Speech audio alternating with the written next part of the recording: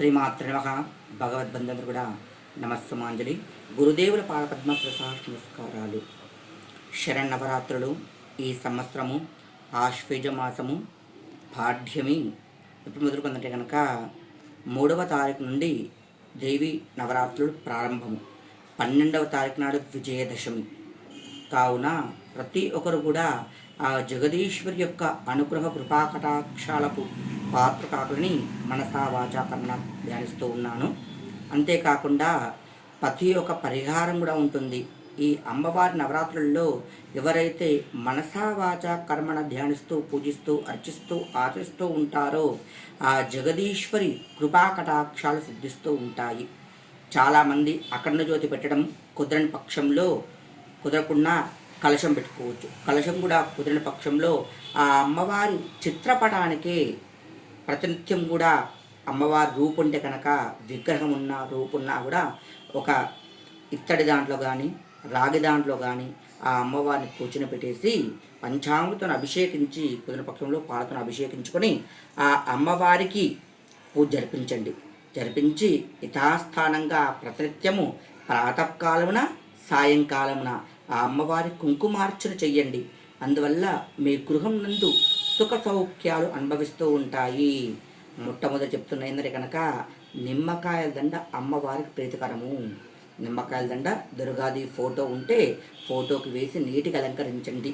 ప్రతినిత్యం కూడా మనం ఇష్టదండ అనేది నిర్మాల్యం, తెల్లవార్త నిర్మాల్యం అయిపోతుంది. తీసి ఫ్రెష్ దండ వెయ్యాలి. గుర్తుంచుకోండి. శక్తి అనుసారంగా నైవేద్యాలు సమర్పించండి. అంతేకాకుండా ఒకవేళ మీకు ఆర్థికంగా ఇబ్బంది ఉన్నా, గృహం నందు ఎలాంటి సమస్య ఉన్నా కూడా ఈ పరిహారం ఆచరించండి. ఏ పరిహారం అంటే కనుక ఒక ఎర్రని క్లాత్ తీసుకోండి, బట్ట తీసుకొని అందులో 3 పసుపు కొమ్ములు, 3 గవ్వలు, ముడుపు అన్నమాట అమ్మవారికి. ఇది 3 పసుపు కొమ్ములు, 3 గవ్వలు, 2 ఒక్కలు, 2 ఖర్జూర పండ్లు, ఒక 11 రూపాయి చిక్కలు నీళ్ళ మంచి నీటి కడిగి గంధం కుంకుమ బొట్టు పెట్టేసి అందులో పెట్టి మీ మనసులో ఏదైతే కోరికుందో ఒక తెల్లని కాగితంపై రాసి ఆ అమ్మవారి ముడుపులో వేసి మూట కట్టి పక్కన పెట్టేయండి.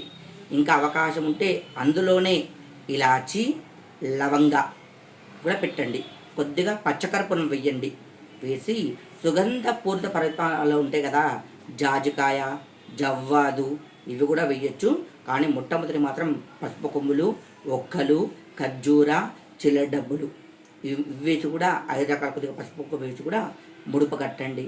ఆ జగదీశ్వరి యొక్క కరుణా కటాక్షాల ద్వారా మీ గృహం నందు ఎంతైతే ఇబ్బందికరంగా సమస్య ఉంటుందో ఈ 9 రోజులు కలిగించకుండా దేవుని చేతిలో పెట్టేసేయండి. పెట్టిన తర్వాత దసరా తెల్లారి నాడు ఆ ముడుపు తీసుకొని వెళ్ళి మీ ఇష్టదైవం ఎవరైతే ఉంటారో ఆ అమ్మవారి ఉండిలో సమర్పించండి. అమ్మవారు కానీ స్వామివారైనా పర్వాలేదు. ఆ ఉండిలో స్వామి ఈ కోరిక కోసం నేను ముడుపు కట్టాను అని చెప్పేసి అనుకొని అది సమర్పించండి. ఖచ్చితంగా ఆ జగదీశ్వరి కృపాకటాక్షాల ద్వారా మీ మనసులో ఉంటే కోరికే తీరుతూ ఉంటుంది. శ్రీమాత్రే నమః.